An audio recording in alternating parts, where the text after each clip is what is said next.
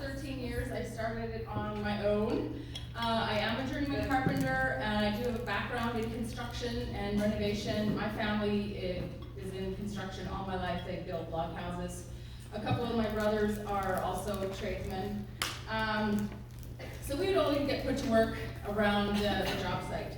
So in order to avoid some of getting put to work, we would play tag as kids on the tops of log walls or on the bottom, whatever. You touched the ground, you were it. So you could only touch wood. So if you fell off an 8-foot wall, you were it. If you fell off a 1-foot wall, you were it. And no one came over to see if you were okay. They were out of there because you were it. So we had to be fast or we'd get put to work.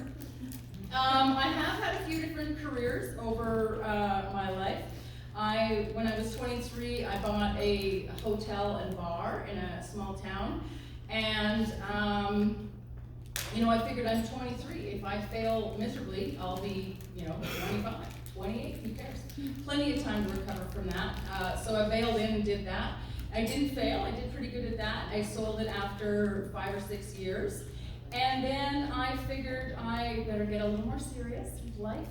And I went into the financial world. I do have my life insurance license, my securities license, my mutual fund license, and my mortgage broker's license.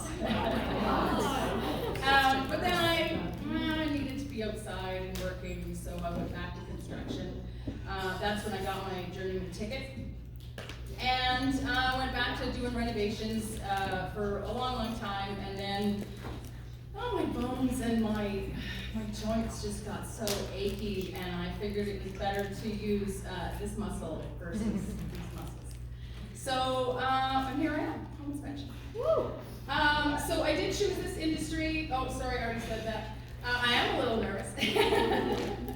I'm going to talk to you guys about managing expectations, how a home inspector can do that, but also how realtors can do that, but also how investors can just know what to expect when they're getting a home inspection. Plenty of clients have asked me, oh, the paint is ugly or hideous, or there's chips in the paint, or the carpet is fluorescent blue. That's not going to be in your head. No, only you care about that. It's all cosmetic. I'm going to have a quick chat about attic rain. I did talk to someone yesterday about attic rain. It's a concern in Calgary a lot, just because of our weather.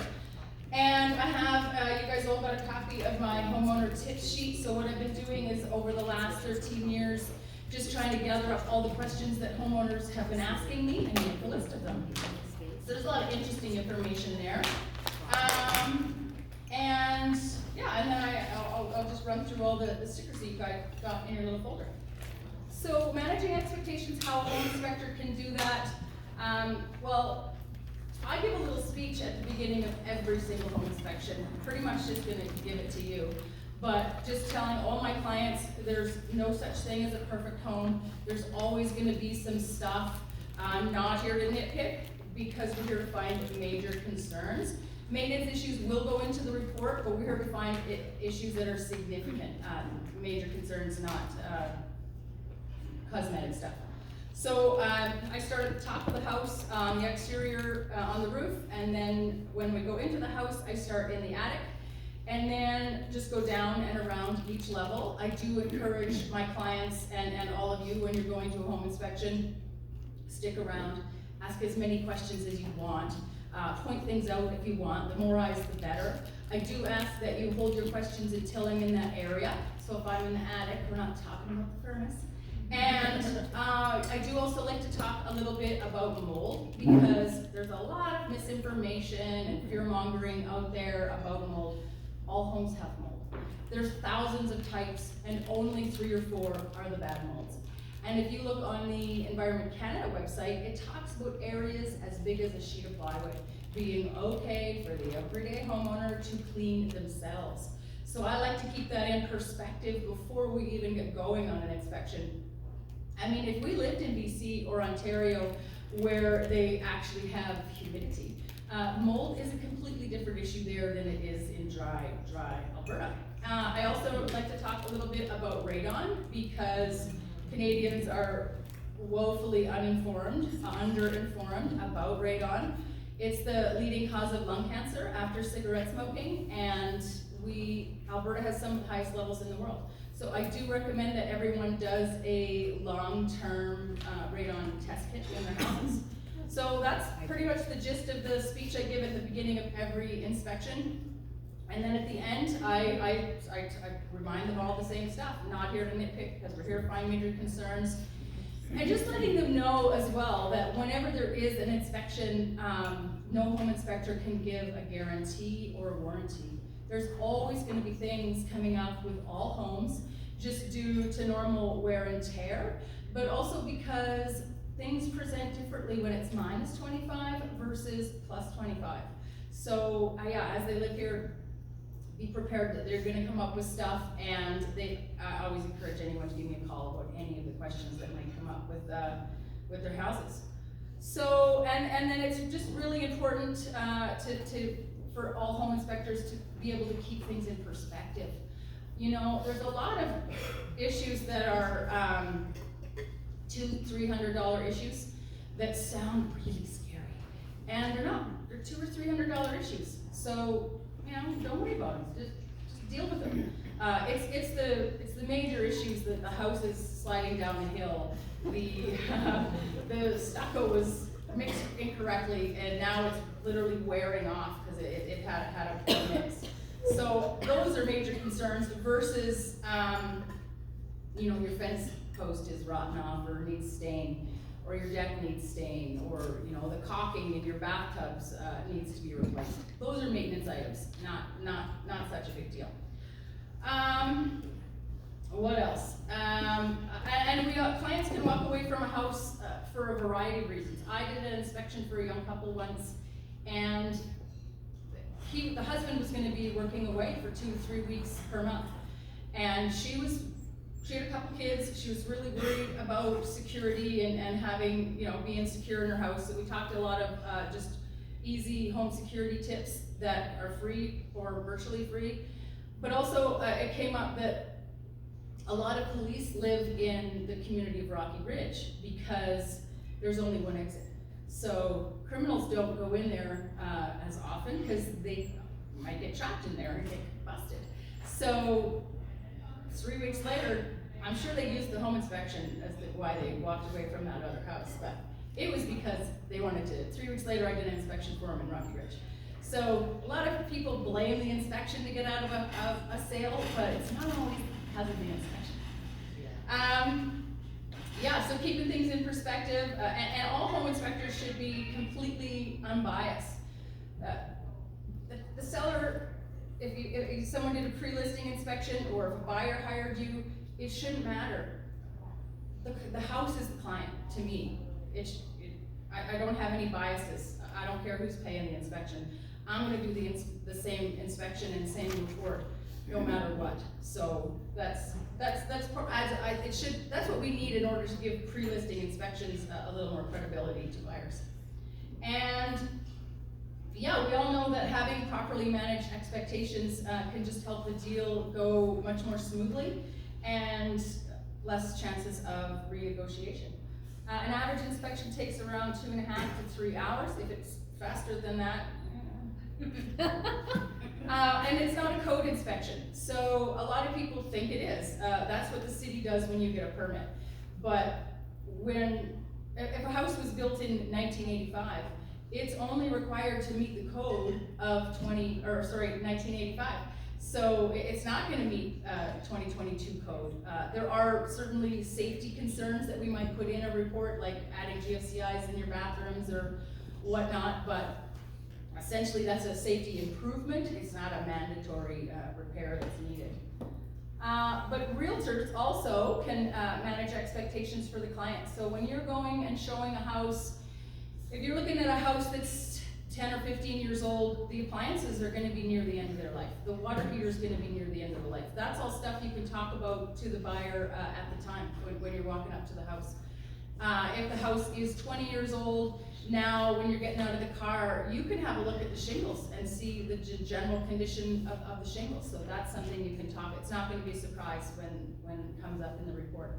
If the house is built between 1980 and 1999, it's likely going to have poly B. So poly B piping was used.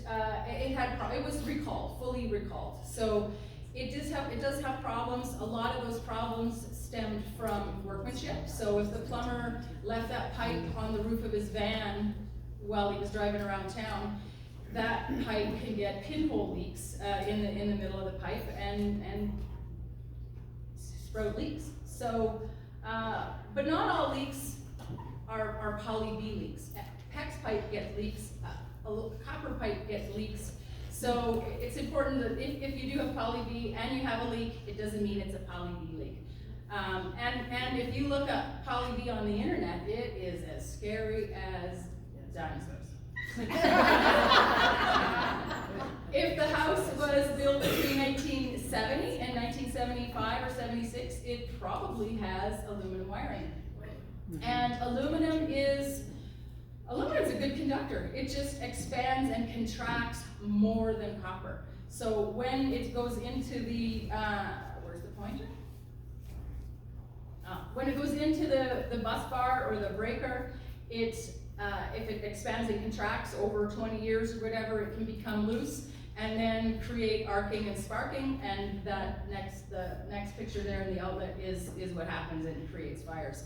So, but it's an easy fix. It needs to be dealt with properly on the panel end.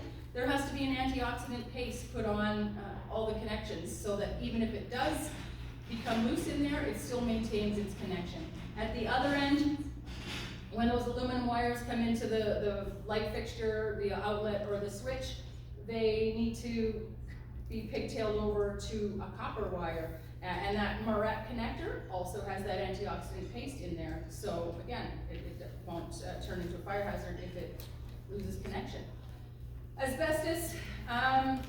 Asbestos, pretty common in the older houses. It's pretty much banned after the 90s. There are a lot of building materials. I'm sure we've all been in a house that has these hideous 9x9 tiles. Those are notorious for having asbestos in them. They typically, though, what happens is you just put another floor over them, because if you're not disturbing asbestos, it's not harming you.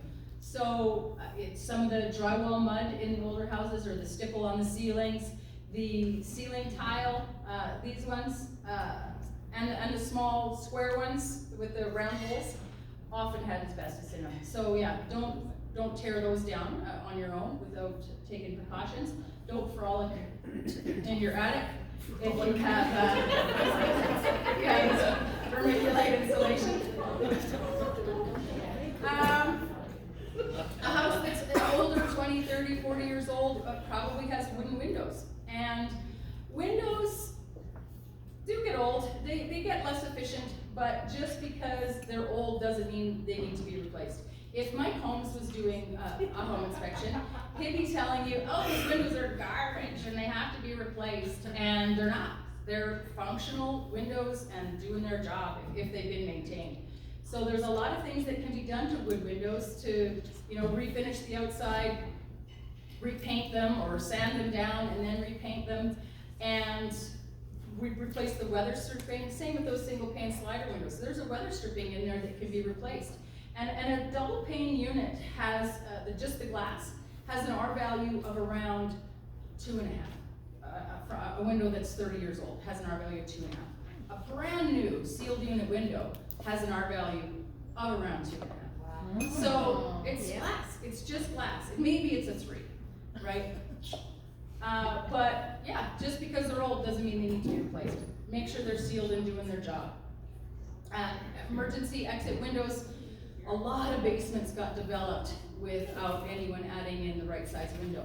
And you cut a hole in the concrete, cost of the window and installation. That can be done in Calgary for between $1,500 and $1,700. It's not what I consider a major concern. It's very manageable. And Permits. Oops, permits. A lot of basements were developed in the days without permits. So most of the time, people just accepted that basement or that development that didn't have a permit. And that was very common up around till the 2000s. And what's happening now though, and especially if it was built from 2000 or newer, is in the 2000 that the basement got developed without a permit. The house has sold 2 times since then. The new buyers though are starting to say, you need to get a permit for that development, because then when they go to sell it, someone might do it to them. So, and now that was done, the renovation was done in 2000, but now the permit has to be brought, everything has to be redone to 2022 code. So that's becoming more of an issue when houses are changing hands and the renos were done without a permit. So you guys can also, when you're going into a house, and depending on the age of the house, you can be talking to the buyers about the furnaces. So this website, building-center.org, is a website that anyone can access. You can type in it'll show every single manufacturer of every furnace, air conditioner, and water heater, and you can tell exactly what the age of those appliances are. So, and just because it's old, again, doesn't mean it needs to be replaced. I go into a lot of houses that are 10, 12, 13 years old, and the furnace is only 5 or 6 years old, because they've already failed. So personally, I'm gonna hold on to my mid-efficiency furnace for as long as possible. A mid-efficiency furnace probably has an efficiency in the 70%, and a conventional furnace probably is in the 60-65% efficiency rate, but and the high efficiency furnaces are in the 90s, high 90s. But if you consider that your energy bill is this much, the energy you're saving, I mean, this is all your fees and your bullshit. The gas is maybe this much of your total bill. And now you're gonna save 25% of that. You're gonna save this much a month. You're never gonna pay for that furnace by the time the new furnace quits. So, yeah, there's a lot of companies that will do their best to talk you into replacing the furnace. Walk them out, hire someone else. Yeah, so that's managing expectations from the realtor or the investor point of view. We all know, we've said it 1,000 times, no such thing as a perfect home. And it is just a snapshot in time. So what could have been present on the day of the inspection, 3 months later, during possession? Lots and lots of things can happen in that time span. So yeah, that's the gist of what I've talked with clients about and what you guys can talk to buyers about. This is attic rain. So frost gets built up on the sheathing, on the trusses, in the structure in the attic. And what's that? So your attic is the same temperature as it is outside. So if it's minus 25 outside, it's going to be pretty close to minus 25 in your attic. So yeah, that warm air condenses, turns to frost, and builds up inside of there. And a lot of contractors believe that attic rain is caused by ventilation. It is not. And this website, koalastat.com, these guys are building envelope specialists. They are awesome. And follow them on Instagram. They post horrible videos. Of stuff they see, like water pouring out of walls or dripping out of windows, and terrible. But that warm air is getting forced up into there because there's maybe the electrician, when he put in the light fixtures, poked some holes in the vapor barrier, that boot that goes over a light. And now, whenever the furnace turns on, it pressurizes the house and forces that warm air up into the attic. And then one of the ways to define or to determine where all the leaky spots are in the house is doing a blower door test. So that's where they put a giant fan on the front door. It's pretty much got to be cold outside. And they force air out of the house at the front door, which is going to draw in cold air from all over. And then that's where you know you have to go and fix all the attic hatch, the exhaust fans, making sure your dryer vents are going outside, not into the attic.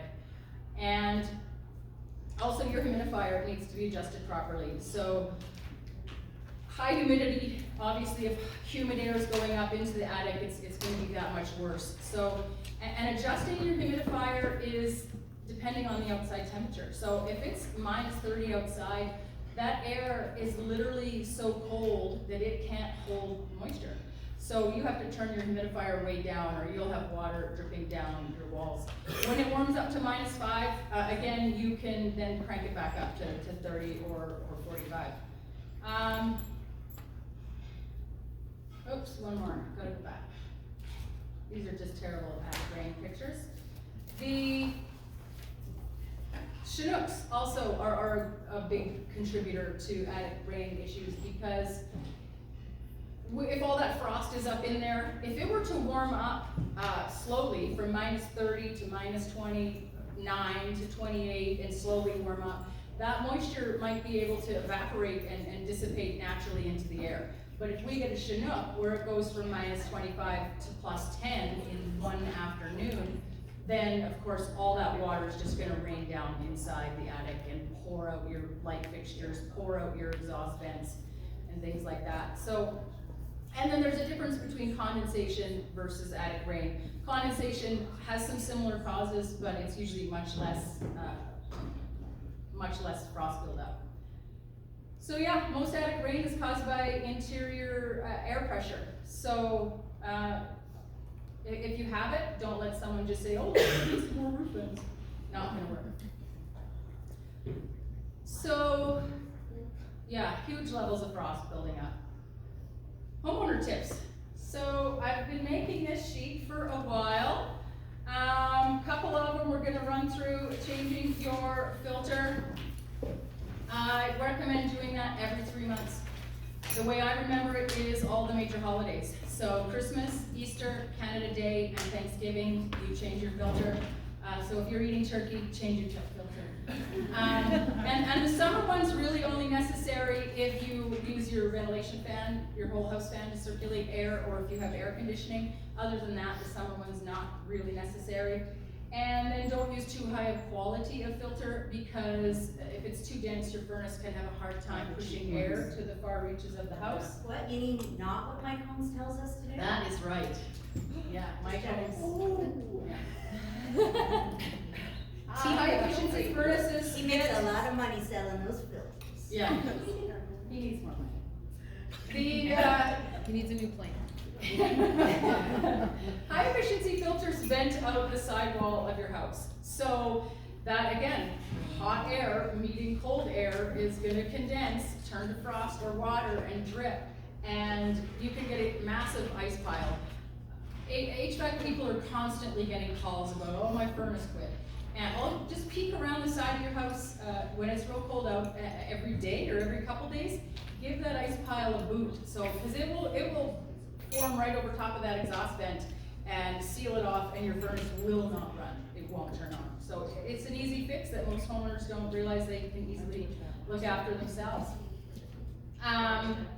The wood burning fireplace, if you have cleaning your fireplace, it has to be done more if you're burning cheaper wood, like pine or spruce has, when it's burned, it leaves a lot of creosote in the chimney. If you're burning a better wood like birch, then it burns much hotter. You won't have to clean your chimney as often.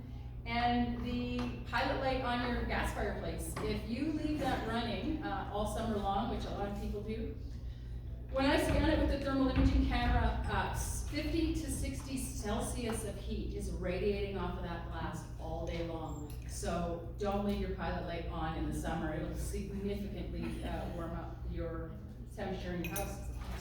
And again, dealing with condensation on your windows. So there's almost always a heat register underneath your window, and if you keep your blinds in that down slat position, the air is just gonna go right on, if you keep it in the up position, that air is just gonna go right on by the window. And so you should always try to keep your blinds up a little bit, and if you, down at the top if you can, and open the slats a little bit so that can direct that air towards the window and evaporate that condensation so you don't get a damage or literally pools of water. Sorry, can you say it again? So your blinds on your windows, if you put your blinds like that, they will catch air from your heat register and blow it in towards the window to evaporate all the water that forms on your window. Yeah. So that's good. Do it that way. Yeah, you want it to go down. Yeah, I should have put a check mark. Yeah, you want your blinds down, not up. You don't want condensation on your windows. Think of it like a blow dryer. If you have it up, the air is going by, but if it's pointed down where it can capture the air, the dryer is going to dry the window. A lot of people think that their vinyl windows don't need maintenance. They do. Don't use WD-40. It leaves behind a residue that will then, more dirt and dust will stick to the window and then just cause, it's just plastic, right? So then it'll get all rough and your window won't slide as good. Get a good silicone spray and put it on the tracks of your windows, or even around the casement, just so there's not as much friction when they're opening and closing, just to help them slide better. And how to verify, this is my secret trick. How to verify if you have a lost seal on a window. Because you can't always tell if you have a lost seal. But if you hold an ice cube on the glass for 30, 40, 50 seconds, then when you take the ice cube off, there will be fog in between the panes of glass if it has a lost seal. So, yeah, I call it magic.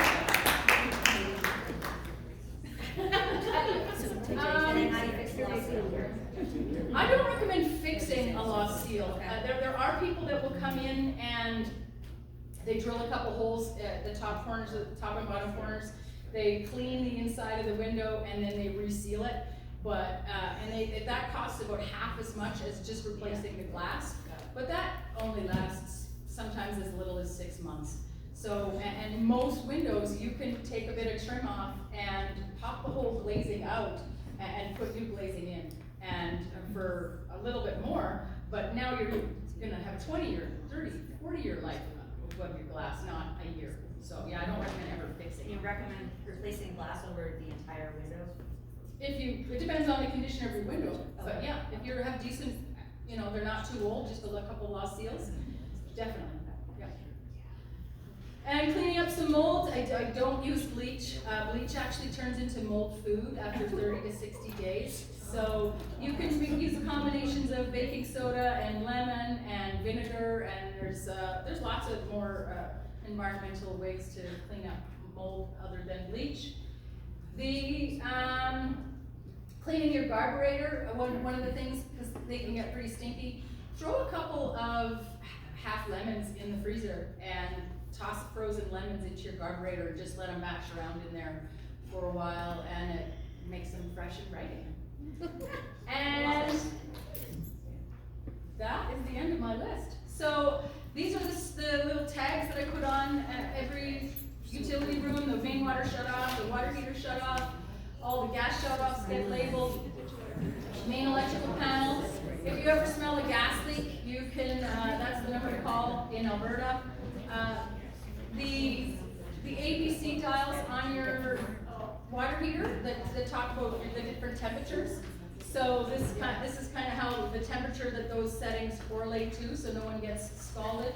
That other one was the humidifier one I showed you earlier. I put a sticker on all of the appliances in the utility room just so it's easy to tell how old they are. And then also I put on a little airflow sticker on the plenum of all the furnaces, just so everyone knows which way to install their furnace filter. Woo! Yeah!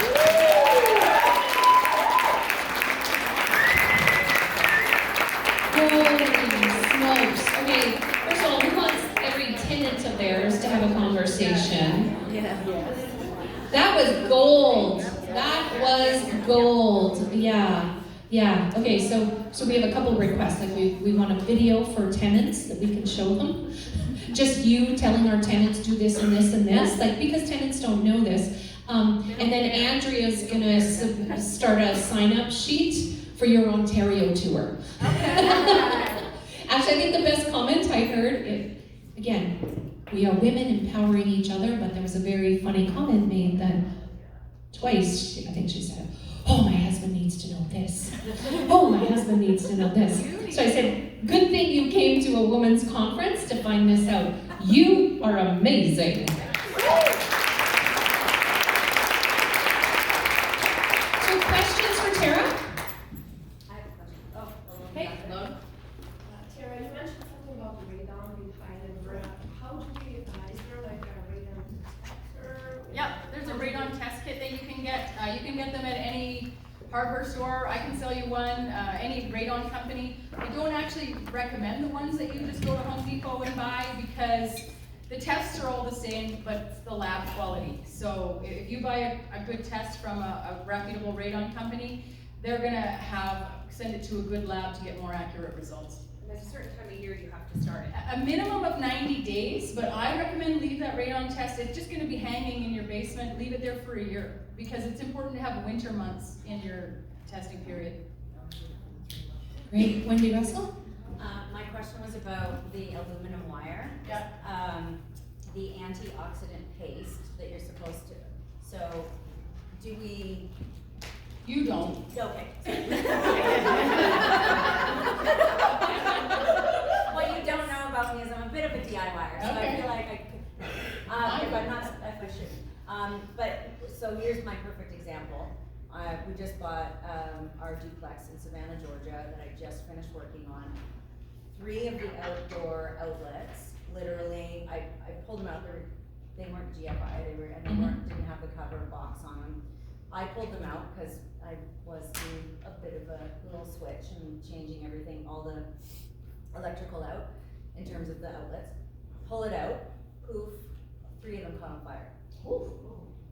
And my beautiful yellow house that just got painted now has like, the black smoke up the side of the house. And I missed the first one. My neighbor came running around and said, oh my God, your front of your house just caught on fire. And I was in the house, like, so. You're lucky. I'm assuming, like, you can't even imagine. Yeah.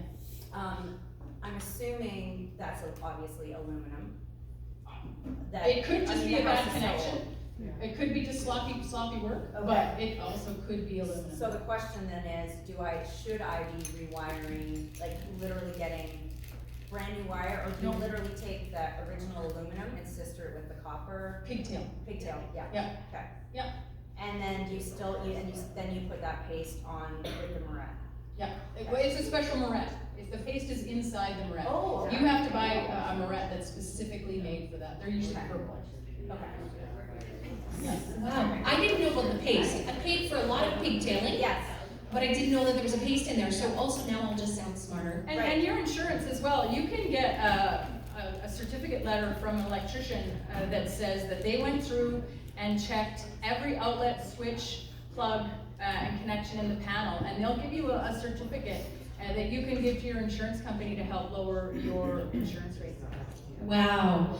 Okay, so one of the helping hands that we have this afternoon is someone asked to talk about how to GC/manage a renovation. So we're hoping that you will be one of the women who put up their hands and say, yeah, I can come chat with you about renovations and stuff, you and Jeanette. So just so you know, that's a little thing that's coming up at you.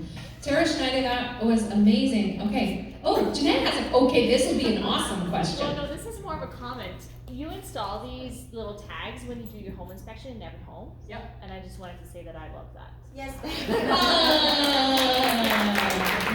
that's amazing. Yes. And I'm gonna spiral off that because that is beautifully brilliant. So if you come to properties later, like we've already purchased, Mhm. aka possibly my primary, and take those out. Yep. Great. Yeah, or I can just give you a set of tests. I know, but I want Oh. someone to like. Yeah. I got a great furnace room lecture I can give you. Oh, good. oh, that is good. Oh, it's I was so much telling fun. somebody I was telling Tara, I actually videotaped the furnace guy while we were getting an inspection on a 50-year-old furnace. I just taped him, just talking to the phone. Just so I could remember to. Invested Erica, sorry, I should be using these great branded names. Dr. Ife, I've been trying to use that one. Invested Erica. It actually was an accident. I just didn't want to publish my last name because I'm in law enforcement, and now it's become a brand, so I'm embracing it. So I actually need help with a problem and I've been trying to solve it for a while now, so this, I think you would be a good person to ask. When I started doing basement suites, one of my first tenants who were my friends, so I'd go down and visit all the time, they found it a little bit damp. And I figured out that even though I had the Nest thermostat to control temperature in the summer, we weren't running the furnace, which means we weren't running the fan. And then I learned that you can run a fan without a furnace. However, some of the wiring in the older houses doesn't have thermostat capability. And it made a world of a difference, like just having the fan running during the summer months. So I programmed it to do like half an hour every hour, and problem solved, super comfortable down there. The problem is that one of my houses has a Nest thermostat, but it's not able to do that, and it has like the physical switch on the furnace to turn on the fan. And I feel like having it running literally 24/7 in the summer might be too much, so I tried to put on a switch that is a Wi-Fi switch that you can like. How far away from the furnace is that It's thermostat? on the switch. No, how far away from the furnace is that thermostat?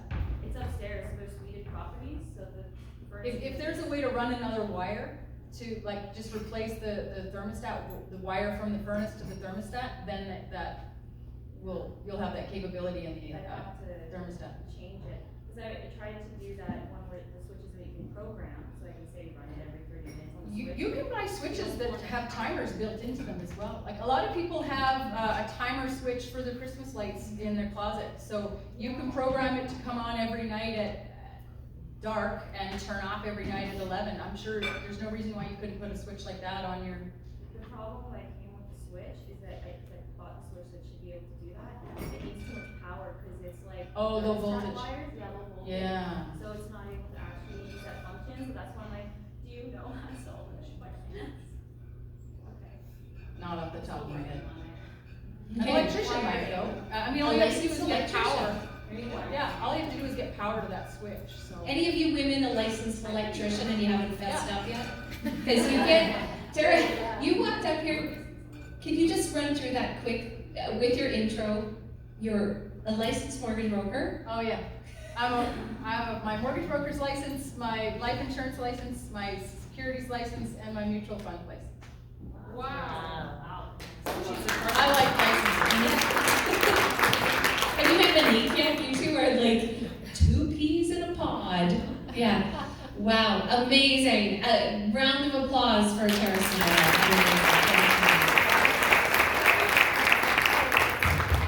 Wow. Okay, so as we get ready for our next presenter,